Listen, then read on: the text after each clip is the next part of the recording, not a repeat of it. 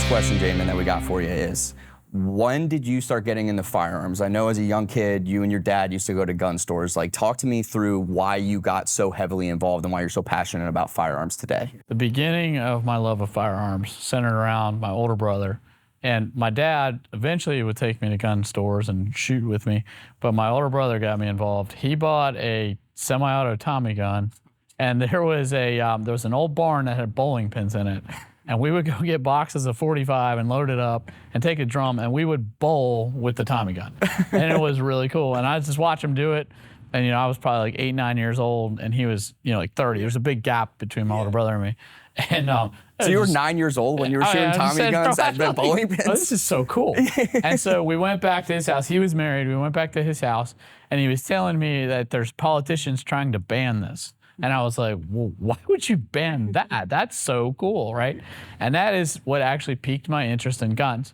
And so my dad actually had some ear issues, so he was really scared to shoot because he had lost his hearing in one ear, and we were always trying to be careful, he didn't injure his hearing. But when he could, he would take me to shoot. But we didn't shoot as much with my dad. My older brother did it.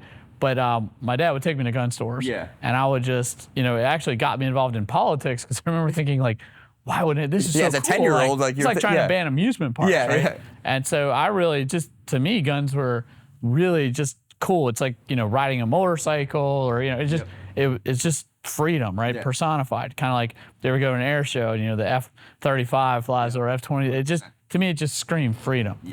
And so, I viewed it as freedom, and it actually got me in politics at a very young age, because I remember thinking, like, why would anyone want to have us? What's the point? Why not want to be free? And so, that really got me involved. And from that time on, I was hooked. Yeah. And I loved. I would get back. It was back in the 80s and 90s where you got gun magazines. Of course, everything's pretty much online now. Yeah. But I would get copies of the Shotgun News. I would get Shooting Times, like Guns and all of them. And I would go and we go to Borders or whatever bookstore, and I would get stacks of them. You just come home with stacks of them. Yeah. And I just look at them. And of course, my friends at school were like, it's a little weird. Yeah, you're 10 years old. But most of them, I have friends with them on Facebook, and they have pictures of them shooting guns and everything. Yeah. So they all kind of came around to where I am. You just started at a really young age. Yeah, no, it's been really cool to see that the country, I think, has shifted. Yeah, for sure. They've kind of seen it, the way because it's a symbol of freedom. And I feel like in our country, with the politicians trying to limit our freedoms, I think it's a way people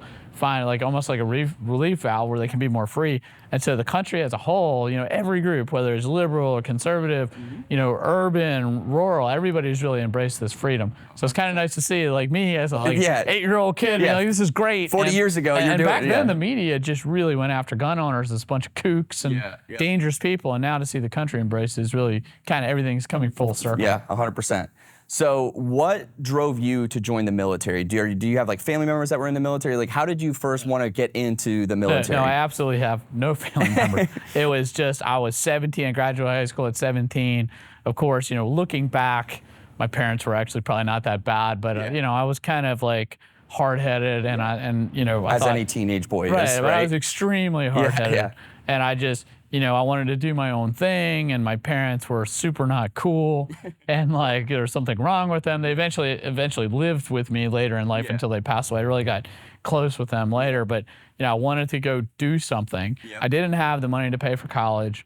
I'm from Pennsylvania, so I went to the recruiting center in Lansdale, Pennsylvania. I was 17 years old, and they had all these, all the brochures about the GI Bill, and you can go travel, and and I talked to one of the recruiters that said, well, I really just like to shoot guns. And he's like, well, you want to shoot guns for free? And I was like, I'm in. Yeah, I got a job for you. So I signed up. I was 45 Bravo, which is small arms. Yeah.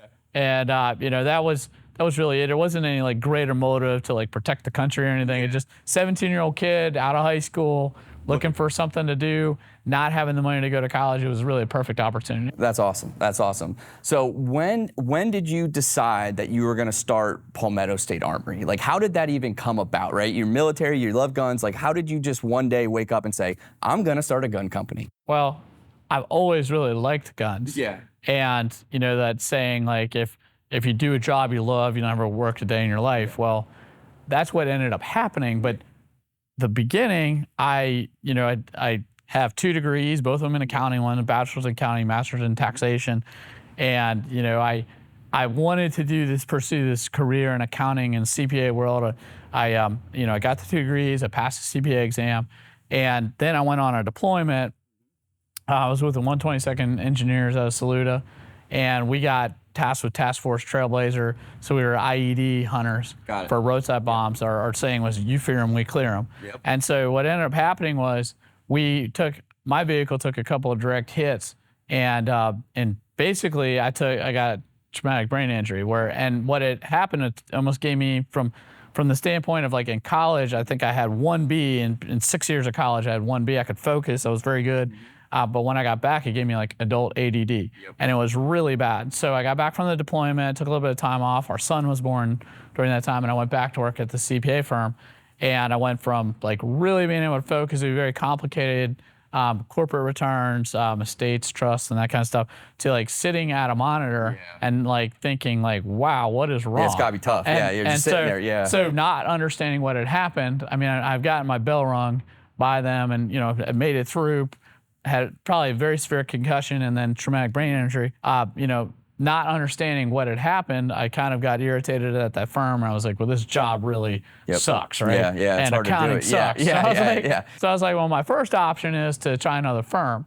So, and the people there at the firm that I left were actually great people. I'm still friends with a couple of them, but I got frustrated, and I was like, well, I'm out. This firm sucks, and I'm going to try another firm. And then I went to the other firm. I was like, this sucks. It's totally sucks even worse. Yeah. Not realizing at the time that I had to go to the VA and have tests done and everything. And then I figured out that I had developed, because of the traumatic brain injury, I had developed really attention deficit disorder or inability to focus. Yep. But the nice thing was, for a lot of people, because there's other people I know that have had some similar things, it really limited them in life. What it did for me was it gave me the ability to really focus on a bunch of things at once. And you've been with us for a long time. We focus on a lot. Where's the squirrel today? Right. And so what happened was, I talked to my wife, and I told her, because the first firm, great group of people, but I had to quit. I was very frustrated. Second firm, I did that for a little bit, and I was like, I cannot do this. It's just impossible for me to do, not realizing the lack of attention span that I had.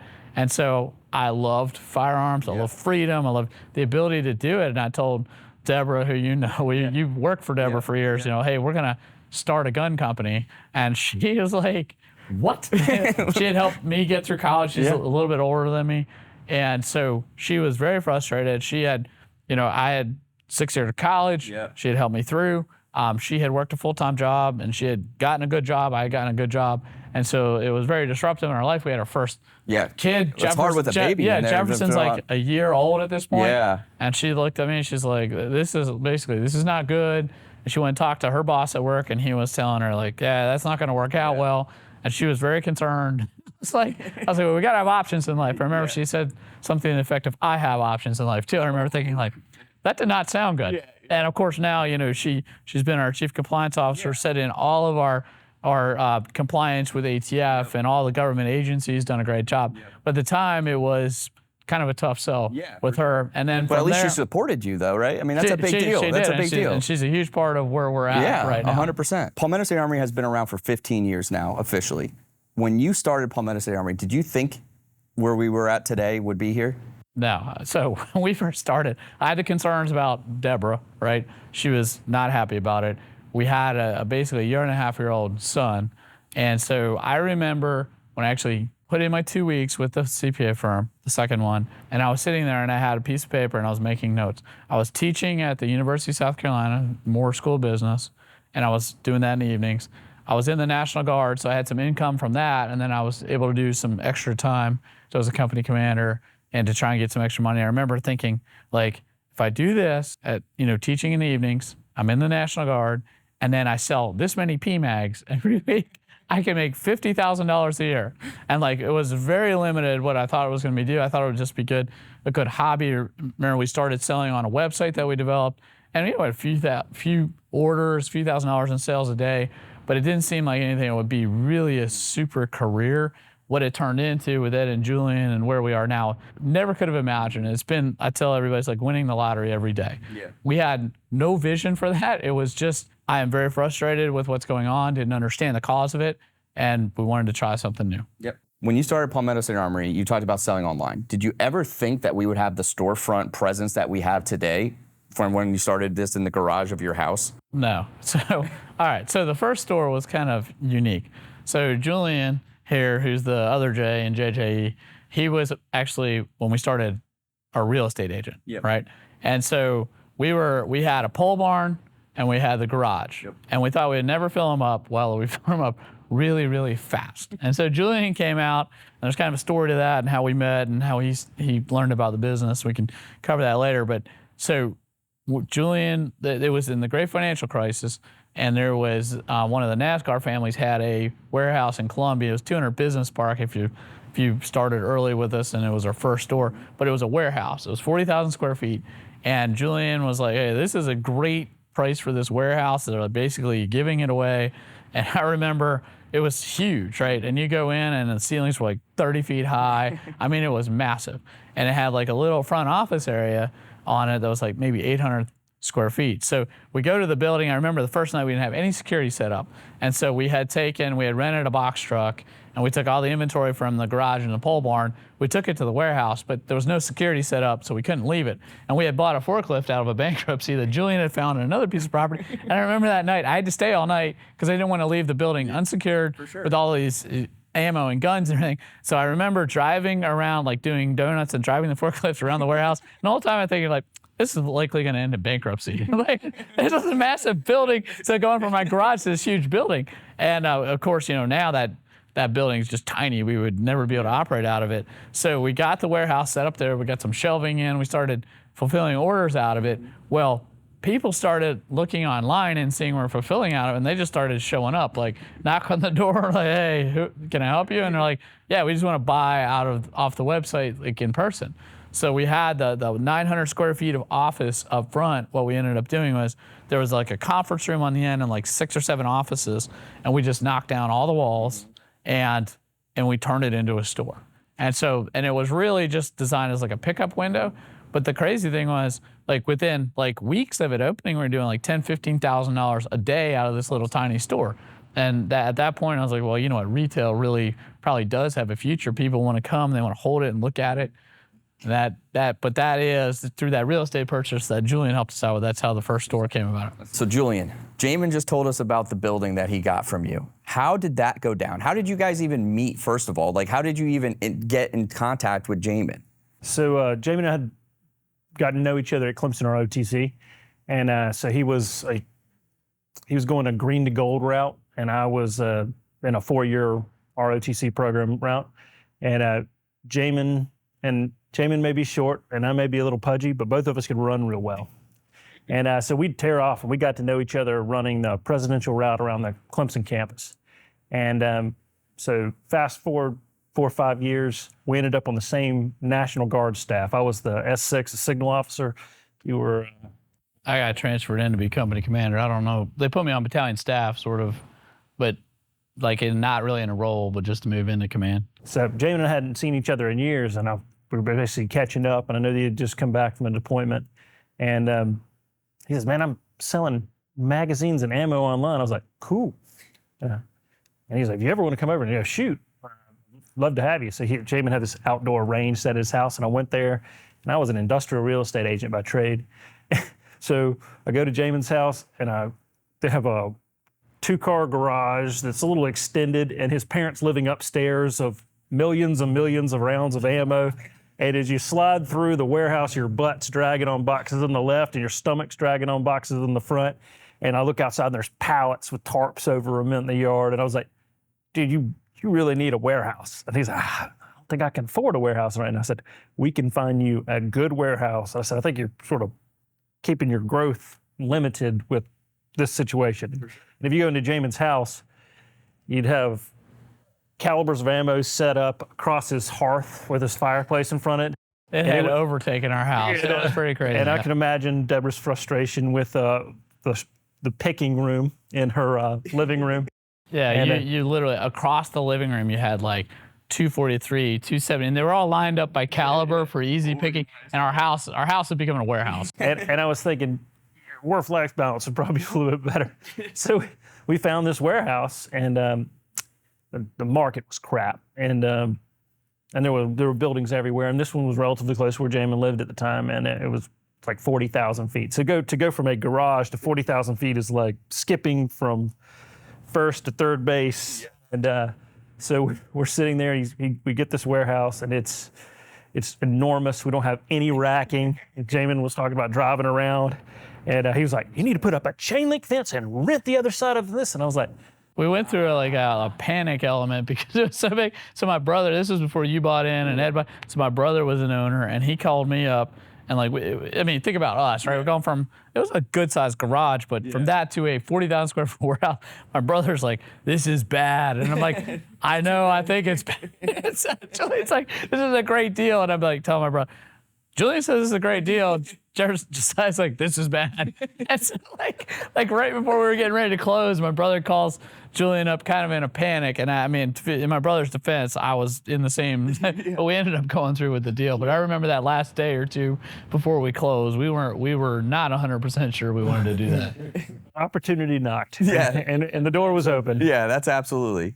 And I remember thinking, "Oh, this will serve their needs forever." And that was like 5 warehouses ago. Yeah. And then when the racking came in, it started filling up, and inventory starts coming in, and then the store situation came around, and basically people would prop open the door to go smoke outside. I remember that lady who used to make the parts kits, and she hung out with my mom. Yeah, I'm trying to think. She was from New Jersey. Sweet lady. Yeah. And but one day I was sitting in the warehouse, and I was like introducing myself to a guy, and he was there, and I said, "How long have you been with us?" He's like, "I don't work here. I'm here to buy ammo." We're like, and we don't even have a point of sale system in here. It was crazy. People were like coming retail all was over. born. Yeah. So it's just like all because some guy found you guys on Google or something and and decided to show up. Retail being born is what led to Ed getting involved. So we had this construction guy. Of course, we bought it. Julian wasn't an owner. We were talking about Julian buying my brother out. Of course, everybody knows Josiah, my brother. He's still with us as one of our key employees, but not as an owner. And we had this guy. He's probably a good guy, but he did this construction for us. He knocked down the walls. We had to put like another bathroom in. And so like fire marshal comes to inspect. And like we found like everything. So we're like, okay, you should probably go ahead and fix that. He's like, "Well, I'll give you a quote on that." I'm like, "Well, wouldn't that quote would be involved in the original quote?" And he's like, "Doesn't really say that." So I talked to Julian. It's like Julian was talking about getting involved, and I told Julian, I'm like, "Man, this is not good." And Julian said, "Look, if we're going to do this big, we really need to have a construction guy on board." And he said, "I know a guy," and that's how Ed got involved. Mr. LaRock comes rolling in the door. Yeah, and I actually quoted to do that work for you, but I guess I was too. Oh, he was stingy back then, wasn't he? Yeah, of course he was. I took the low bidder. Ed was not a cheap bid at the time. Apparently. No, that's great. That's what you get. One of our biggest focuses here at Palmetto State Armory is civilian focused. What is so important to you about why we are focusing on the everyday American on a daily basis versus going out and trying to chase government contracts? Why is that so important to you? I grew up during the Clinton ban. I was in, I think, 9th grade when I was in high school, I don't know exact grade, when the Clinton ban went through, and I was actually like calling my representatives. Remember in middle school and high school, I was a huge gun nut, right? Mm-hmm. So I remember I was calling my representatives and senators, everything, trying to have that 94 ban not pass. That was actually as a high school student? It was crazy. I was sitting there typing letters. I mean, I was very interested in this, and I remember when that 94 ban went through, I sat in my car and cried. And it was in September. I actually left class and went out because my mom taught school there, right? And I sat in my mom's car and I cried. I was like, I can't believe this just happened, right? The total loss of freedom, right? And then, you look at some of the Class 3 stuff that was banned in 1986. And I remember when the ban finally went away, I was in officer basic course at Aberdeen Proving Grounds. And it was September of 2004. And I came out to PT. It was 5 o'clock in the morning. It was freezing cold. And I'm like jumping up and down screaming, the assault weapons ban is gone. They're like, "What's wrong with you?" I'm like, "We got our freedom back." And I remember at that point, of course, we didn't have PSA. We didn't have a gun company. I just remember that feeling like, wow, we got our freedom back. I didn't ever think it was going to happen again. 1986, they banned the registering of the Class 3 items. And then the 1994, they banned high-capacity magazines, AR-15s. I mean, so much freedom was restricted, and that feeling in 2004 of, wow, we got our freedom back. This is nuts. And so, for years that went on, and then when we started the company, it was 2008. It was February of 2008, and we still had that. Everybody kind of felt like, because 2008, that's 4 years after the ban went away, it didn't feel like it was coming back. And then all of a sudden, November of 2008, they elected Democrat House, Democrat Senate, and Barack Obama. And I remember thinking, like, wow, I could be back where I was in high school crying in my car because they just took away our freedom.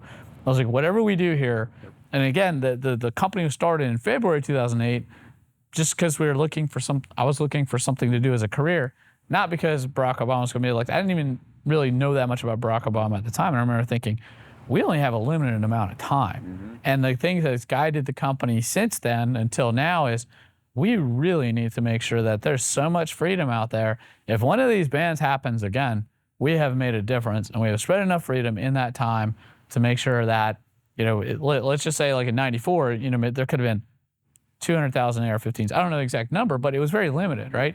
Make sure that if a ban comes again, there's millions, and that there's enough freedom to spread around that we can still have most of the people in this country who want to be free can afford to.